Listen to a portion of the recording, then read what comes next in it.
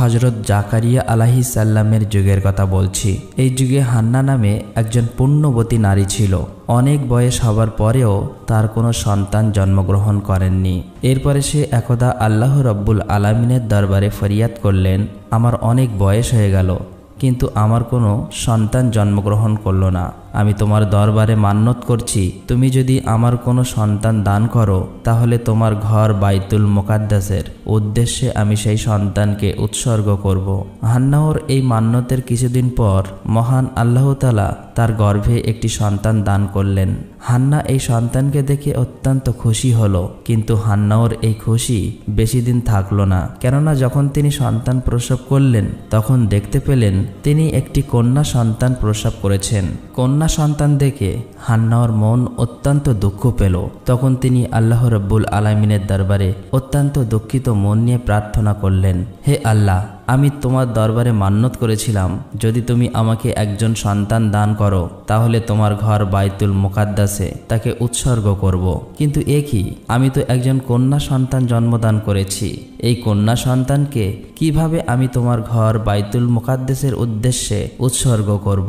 আর বাইতুল মুকাদ্দাসের কৃতপক্ষ তো এই কন্যা সন্তানকে বাইতুল মুকাদ্দাসের খেদমতের জন্য গ্রহণ করতে চাইবে না। হান্নাহর এই দুঃখ ভরা প্রার্থনা শুনে মহান রব্বুল আলামিন জানিয়ে দিলেন, হে হান্না, তুমি হয়তো একটি কন্যা সন্তান জন্মগ্রহণ করে অত্যন্ত দুঃখিত হয়েছ।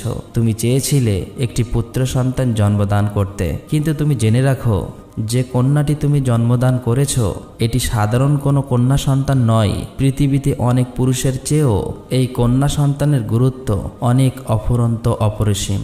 আর তুমি যে চিন্তা করছো বাইতুল মুকাদ্দাসের কৃতপক্ষ খেদমতের জন্য তাকে গ্রহণ করবে কিনা, এ ব্যাপারে তুমি কোনো চিন্তা করো না। তুমি তোমার কন্যাটিকে লালন পালন করো।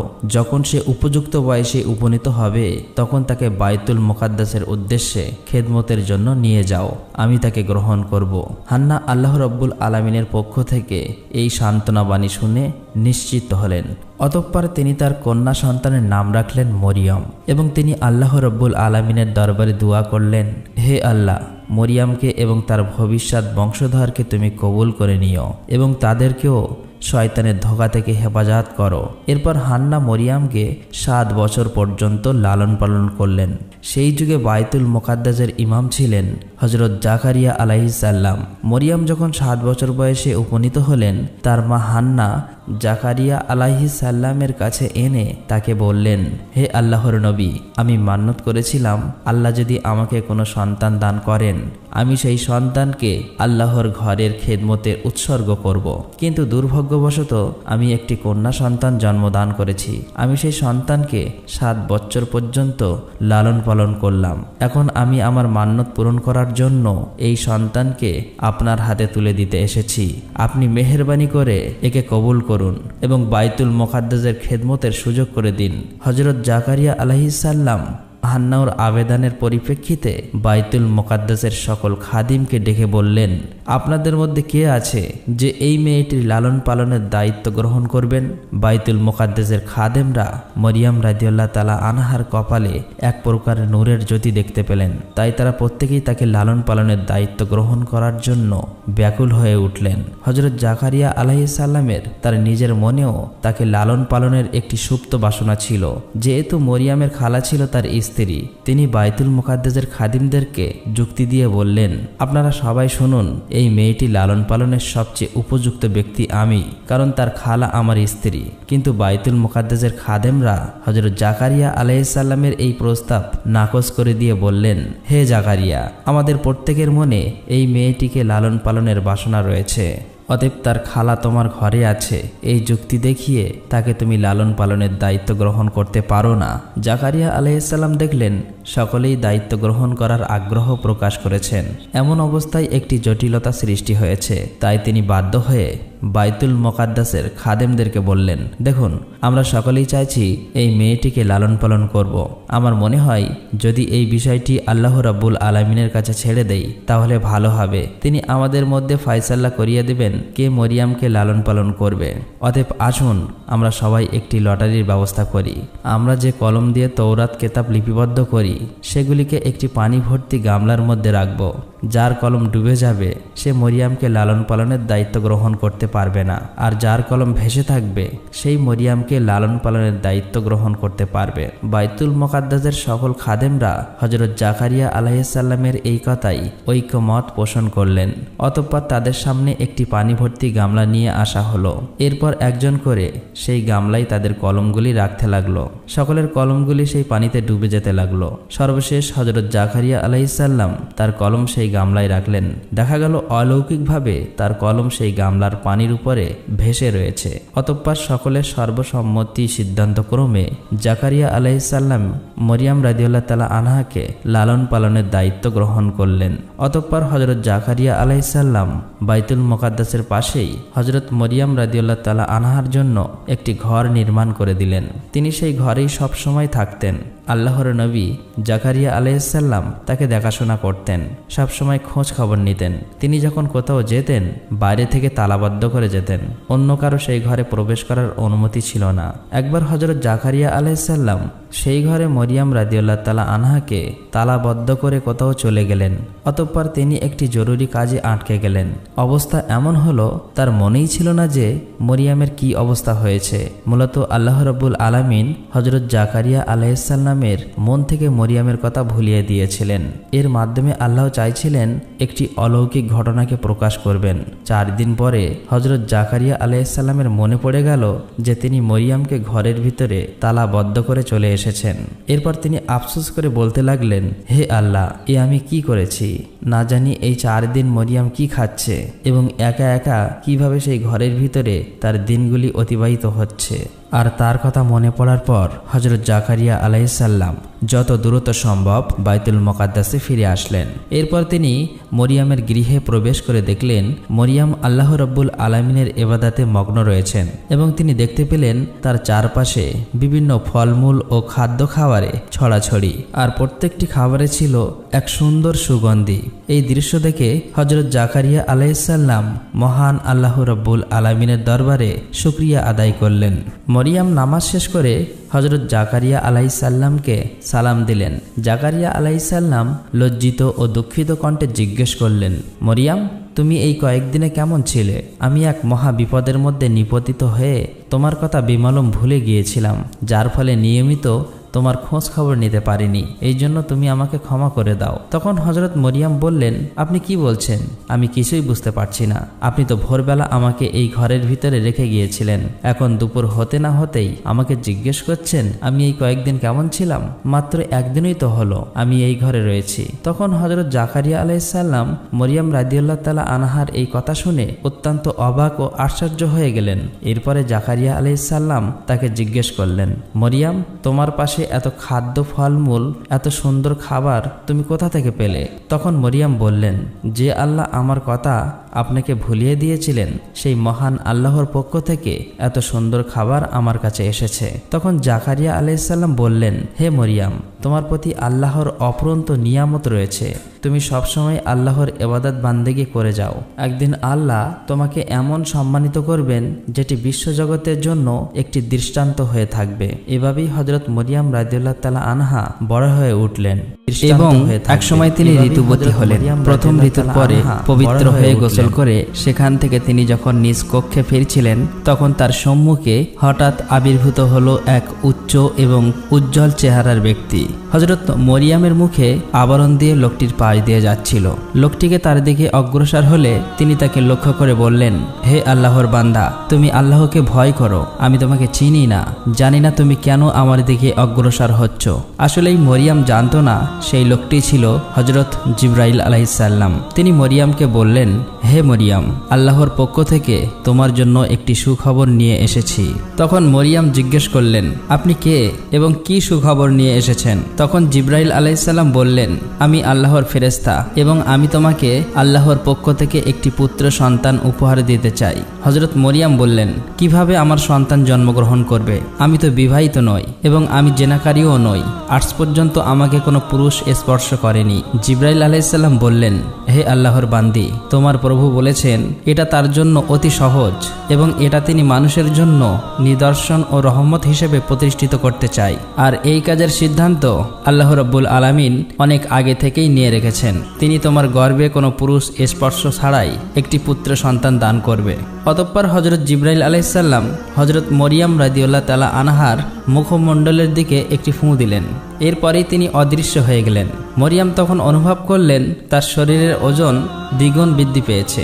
তারপরেই তিনি অত্যন্ত দুশ্চিন্তাগ্রস্ত হয়ে পড়লেন। তিনি আল্লাহর দরবারে সেজদায় পড়ে বলতে লাগলো, হে মহান আল্লাহ, আমার উপরে তুমি এমন কঠিন পরীক্ষা অর্পণ করলেন যা লোক সমাজে প্রকাশ হলে আমি নিন্দনীয় সমাজছাড়া হিসেবে গণ্য হব। তবুও তোমার প্রেরিত দায়িত্ব পালনে সম্মত আছি। তবে পৃথিবীর আর কোনো মানুষকেই এভাবে এই ধরনের কঠিন পরীক্ষার সম্মুখীন করো না।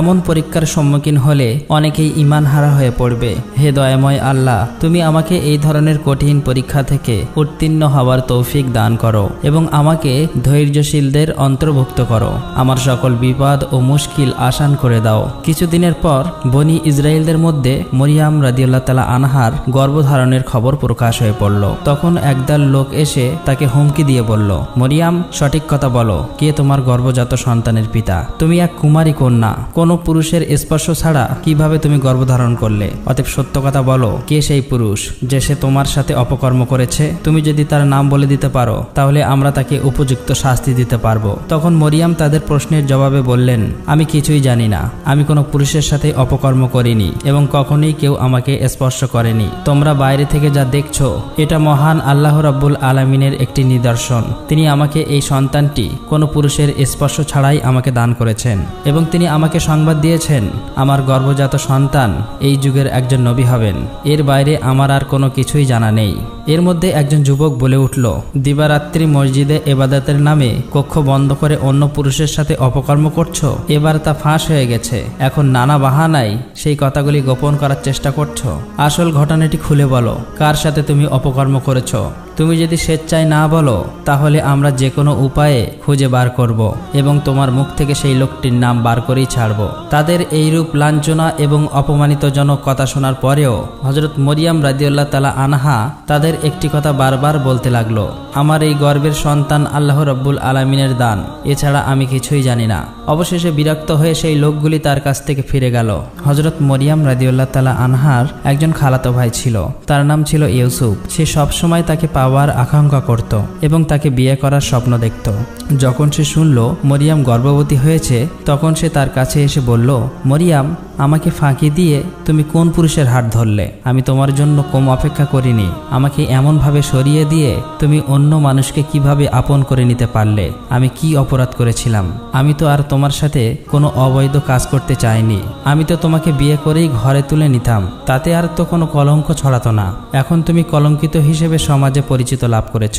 অবৈধভাবে গর্ভধারণ করে সমাজে নিন্দনীয় হলে। তার চেয়ে যদি তুমি আমাকে বিবাহ করতে সেটা কি তোমার জন্য মন্দ হতো? হযরত মরিয়াম ইউসুফের এই কথা শুনে বলল, ভাই ইউসুফ, তুমি বিশ্বাস করো, আমি আল্লাহর কসম খেয়ে বলছি আমি কোনো পুরুষের সাথে অপকর্ম করিনি এবং আমি জেনাকারীও নই। এই সন্তান মহান আল্লাহ রাব্বুল আলামিন জিবরাইলের মাধ্যমে আমাকে দান করেছেন এবং তিনি আমাকে সুসংবাদ দিয়েছেন আমার গর্ভজাত সন্তান একজন নবী হবে। তখন ইউসুফ বলল, তুমি এখনো আমাকে বোকা বানানোর চেষ্টা করছো? পৃথিবীর ইতিহাসে কোনো নারী পুরুষের স্পর্শ ছাড়াই গর্ভধারণ করেছে এমন কোনো প্রমাণ কি আছে? তুমি আমাকে অযথাই ধোঁকা দেওয়ার চেষ্টা করছো। তবে এতে তোমার ভবিষ্যৎ মঙ্গলজনক হবে না। একদিন তোমার সাথে অপকর্ম করা সেই পুরুষের নাম প্রকাশ হয়ে যাবে, আর তখন তুমি যতই ছলনা করো না কেন সমাজের মানুষ তখন এর জন্য তোমাকে শাস্তি দেবে। হযরত মরিয়াম রাদিয়াল্লাহু তাআলা আনহা তার প্রশ্নের জবাবে বললেন, তুমি পিতা ছাড়া কোনো সন্তানের জন্মগ্রহণের কথা এর আগে কখনোই শোনোনি, কিন্তু পিতামাতা ব্যতীত হযরত আদম ও হাওয়া আলাইহিসসালামকে কিভাবে সৃষ্টি করেছেন সে কথা কি তুমি ভুলে গেলে? সেটা কি তোমার মনে নেই যে দয়াময় মহান রাব্বুল আলামিন পিতামাতা ব্যতীত মানুষের সৃষ্টি করতে পারেন, তিনি কি পিতা ছাড়া মানুষ সৃষ্টি করতে সক্ষম নন? ভাই ইউসুফ, তুমি আমার নামে কলঙ্ক ছড়ানোর চেষ্টা করো না। আমি আল্লাহর হেফাজতে আছি এবং আল্লাহ রাব্বুল আলামিন আমাকে রক্ষা করবেন। আর যারা আমার নামে অপবাদ ও কলঙ্ক ছড়ানোর চেষ্টা করবে, আল্লাহ রাব্বুল আলামিন তাদের কাছ থেকে প্রতিশোধ গ্রহণ করবে। ইউসুফ হজরত মরিয়ামের শেষের কথাগুলো শুনে অত্যন্ত ভীত হয়ে পড়ল। তখন সে বলল, বোন, আমি তোমার পর নই। তুমি যা বলছো তা যদি সত্যি হয় তাহলে আমি তোমাকে সাহায্য করব এবং তোমার উপর অপবাদকারীদের শাস্তি দেব, কিন্তু তার পূর্বে তোমার সত্যবাদীর জন্য তোমাকে প্রমাণ দিতে হবে। হজরত মরিয়াম তখন বললেন, এই জন্য তোমাকে কিছুদিন অপেক্ষা করতে হবে, তখন তুমি নিশ্চিতভাবে সত্যবাদীর প্রমাণ পাবে। এরপর ইউসুফ হজরত মরিয়াম রাদিয়াল্লাহু তাআলা আনহার কাছ থেকে বিদায় গ্রহণ করলেন এবং হজরত মরিয়াম পুনরায় আল্লাহ রাব্বুল আলামিনের ইবাদতে ব্যস্ত হয়ে পড়লেন। তিনি মহান আল্লাহর কাছে করুণ সুরে আবেদন জানালেন, হে দয়ার সাগর, তুমি সমুদ্রকে পাহাড় আর পাহাড়কে সমুদ্রে পরিণত করো। তুমি ফকিরকে বাদশাহ আর বাদশাকে ফকিরে পরিণত করো। অতএব আমার এই দুর্দিনে আমার উপর অপমানকারীদের তুমি বুঝদান করো। আমি এই অপবাদের তীব্র আঘাত আর আমি সহ্য করতে পারছি না। এ সময় হজরত জিবরাইল আলাইহিস সালাম মরিয়ামের কাছে এসে বললেন, হে মরিয়াম, তুমি নিরাশ হয়ো না, তোমার প্রতি আল্লাহর রহমত রয়েছে। বিদ্রুপকারীদের সাময়িক বিদ্রুপে তুমি নিরাশ হয়ে পড়ো না। আল্লাহ তাআলা শীঘ্রই অপবাদকারীদের যোগ্য জবাব দিবেন। তুমি সমচালকদের জবাব দিতে গিয়ে তোমার মূল্যবান সময় নষ্ট করো না। সর্বদাই আল্লাহর ইবাদত বান্দিগিতে মশগুল থাকুন। তিনি সর্ব অবস্থায় তোমাকে হেফাজত করবে। এভাবেই হজরত মরিয়াম রাদিয়াল্লাহু তাআলা আনহা কেঁদে কেঁদে দীর্ঘ 10 মাস 10 দিন অতিবাহিত করলেন। অতঃপর হঠাৎ একদিন তার প্রসব বেদনা শুরু হলো। তখন তিনি ঘর থেকে বেরিয়ে এক বিরাট মাঠের দিকে পাড়ি জমালেন। যে মরুভূমিতে হজরত মরিয়াম রাদিয়াল্লাহু তাআলা আনহা সন্তান প্রসবের জন্য গিয়েছিলেন, সেই স্থানটির নাম ছিল বাইতুল আম। সেই স্থানটি ছিল বাইতুল মুকাদ্দাস থেকে 12 মাইল দূরে। সেখানে পৌঁছে তিনি একটি খেজুর গাছের নিচে উপবেশন করলেন। তখন তার প্রসব বেদনা তীব্র হলো। একে তো চলছিল তার প্রসব বেদনা, অন্যদিকে মানুষের সমচালনার ভয়। এই কারণে হজরত মরিয়াম রাদিয়াল্লাহু তাআলা আনহা প্রসব বেদনায় অস্থির হয়ে পড়লেন এবং বললেন, হে আল্লাহ, আমি যদি এই পৃথিবীতে জন্মগ্রহণ না করতাম, আমি যদি মানুষের মন থেকে মুছে যেতাম, তাহলে কতই না ভালো হতো। এরপরে হজরত মরিয়াম রাদিয়াল্লাহু তাআলা আনহা একটি ফুটফুটে পুত্র সন্তান জন্মদান করলেন। তিনি যখন এমন চিন্তায় অস্থির ছিলেন আর তাকে সাহায্য করার মতো কেউ ছিল না, ঠিক সেই সময় আল্লাহর ফেরেশতা জিবরাইল আলাইহিস সালাম সেখানে অবতরণ করলেন এবং মরিয়ামের পাশে একটি সুন্দর বেহেশতের নহর সৃষ্টি করে দিলেন। এরপরে তাকে নির্দেশ করলেন, মরিয়াম, তুমি এই ঝর্ণার পানি ও বৃক্ষের খেজুর ভক্ষণ করো। এরপর হজরত মরিয়াম রাদিয়াল্লাহু তাআলা আনহা খেজুর খাওয়ার ইচ্ছে করা মাত্রই বৃক্ষের মাতা মরিয়াম রাদিয়াল্লাহু তাআলা আনহার কোলের কাছে ঝুঁকিয়ে দিলেন। তিনি হালকাভাবে খেজুরের ডালে নাড়া দিলেন আর এতে তরতাজা খেজুরগুলো ঝরে পড়ল। তখন তিনি খেজুর ও নহর থেকে পানি পান করে অনেকটা সুস্থ হয়ে উঠলেন। অতঃপর জিবরাইল আলাইহিস সালাম তাকে বললেন, মরিয়াম, তুমি তোমার অপবাদের ব্যাপারে কোনো চিন্তা করো না। লোকেরা যদি এই সন্তানের ব্যাপারে কোনো কিছুই তোমাকে জিজ্ঞেস করে, তাহলে তুমি ইশারা করে তাদেরকে বলে দিও, আমি রোজা রেখেছি। বনি ইসরায়েলদের যুগে রোজা রাখা অবস্থায় কথা বলা নিষিদ্ধ ছিল। তোমার পক্ষ থেকে তোমার নবজাত পুত্র আল্লাহ রাব্বুল আলামিনের কুদরতে তাদের সকল প্রশ্নের উত্তর দিয়ে দেবেন। ছেলেটির কোলে তুলে নিয়ে মরিয়াম অশেষ তৃপ্তি লাভ করলেন। তিনি অপরূপ চোখে ছেলের মুখ পানে তাকিয়ে রইলেন। এমন সময় ছোট ঈসা আলাইহিস সালাম বলে উঠলেন, হে আমার আম্মাজান, তুমি আজ পুণ্যবতী হয়েছ, কিন্তু আজ তোমাকে অভিনন্দন জানানোর মতো কোনো লোকজন তোমার পাশে নেই। তাই আমি তোমাকে প্রথম সালাম জানাচ্ছি, তারপরে জানাচ্ছি তোমাকে অশেষ মোবারকবাদ। তুমি আমার অন্তর থেকে সালাম গ্রহণ করো। হযরত মরিয়াম নবজাতকের মুখে এসব অলৌকিক কথা শুনে অবাক হয়ে গেলেন।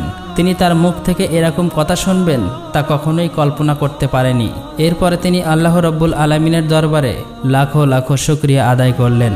অতঃপর হযরত মরিয়াম রাদিয়াল্লাহু তাআলা আনহা নবজাতক শিশুকে কোলে নিয়ে বাইতুল মুকাদ্দাসের দিকে রওনা হলেন। দীর্ঘ সময় ধরে পথ হাঁটার পর তিনি সেখানে পৌঁছালেন। বনি ইসরায়েলের লোকেরা এসব কথা জানতে পেরে অট্টহাস্য করার জন্য সেখানে ভিড় জমালো। তখন তারা তাকে প্রশ্ন করল, মরিয়াম, বলো, বিবাহ ছাড়া একজন কুমারী নারী হয়ে কিভাবে তুমি এই সন্তানকে জন্ম দিলে? মরিয়াম ইশারায় তাকে বুঝিয়ে দিল, আমি রোজা রেখেছি, অতএব আমার কথা বলা নিষিদ্ধ।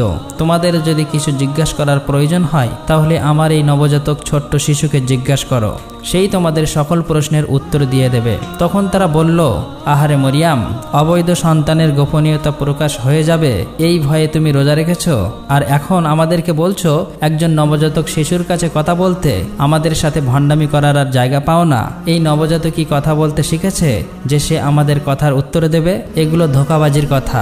এই ধরনের বাহানা করে আসল ঘটনা গোপন করতে পারবে না। আজ বা হোক বা কাল বা হোক, যে কোনো একদিন এই সত্য ঘটনা প্রকাশ হয়ে যাবে। এদের মধ্যে আবার কেউ কেউ পাশ থেকে বলে উঠল, আচ্ছা চলোই না এই নবজাত শিশুর কাছে এই প্রশ্নগুলো করেই দেখি, সে কি উত্তর দিতে পারে। এরপর তারা সবাই মিলে হযরত ঈসা আলাইহিসসালামের কাছে জিজ্ঞেস করলো, হে মরিয়ামের পুত্র, কে তোমার পিতা? তোমার পিতার পরিচয় কি? তুমি কিভাবে তোমার মায়ের গর্ভে আসলে? তখন হযরত ঈসা আলাইহিসসালাম বলে উঠলেন, আমি আল্লাহর বান্দা। আল্লাহ আমাকে কিতাব দান করেছেন এবং নবী হিসেবে পাঠিয়েছেন, আর আমি যেখানেই থাকি না কেন আমাকে বরকত দান করেছেন। তিনি আমাকে আজীবন সমাজের আদেশ দিয়েছেন। তিনি আমাকে আমার মাতার অনুগত করেছেন, অবাধ্য পাপাচারিত নাফরমান করেন নাই। যেদিন আমার জন্ম হয়েছে এবং যেদিন আমার মৃত্যু হয়েছে এবং যেদিন আমাকে আবার পুনরায় জীবিত করা হবে, সেদিন পর্যন্ত আমার উপর আল্লাহ তাআলার রহমত বজায় থাকবে। তোমরা আমার দাওয়াত কবুল করার জন্য প্রস্তুত হও। আমি খুব শীঘ্রই তোমার উপর আমার দাওয়াত পৌঁছে দেব। বনি ইসরায়েলের লোকেরা নবজাতক হযরত ঈসা আলাইহিসসালামের মুখে এসব কথাবার্তা শুনে অত্যন্ত অবাক হয়ে গেল। কিছুক্ষণ পূর্বে যে শিশুর জন্ম হলো সেই শিশু কিভাবে কথা বলছে? এটা তো এক নজিরবিহীন ঘটনা। কারো মুখ থেকে আর কোনো কথাই বার হলো না। মুহূর্তেই এই ঘটনাটি সমস্ত এলাকায় ছড়িয়ে পড়ল। অসংখ্য মানুষ সেই দৃশ্য দেখার জন্য সেখানে ভিড় জমালো। লোকজন হযরত ঈসা আলাইহিসসালামের কাছে গেলে হযরত ঈসা আলাইহিসসালাম তৌরাত কিতাব থেকে পাঠ করে শুনিয়ে দিলেন। নবজাতকের মুখে এসব কথা শুনে সকলেই তাদের ভুল বুঝতে পারল এবং তারা সবাই হযরত মরিয়ম আলাইহিসসালামের কাছে ক্ষমা চাইল।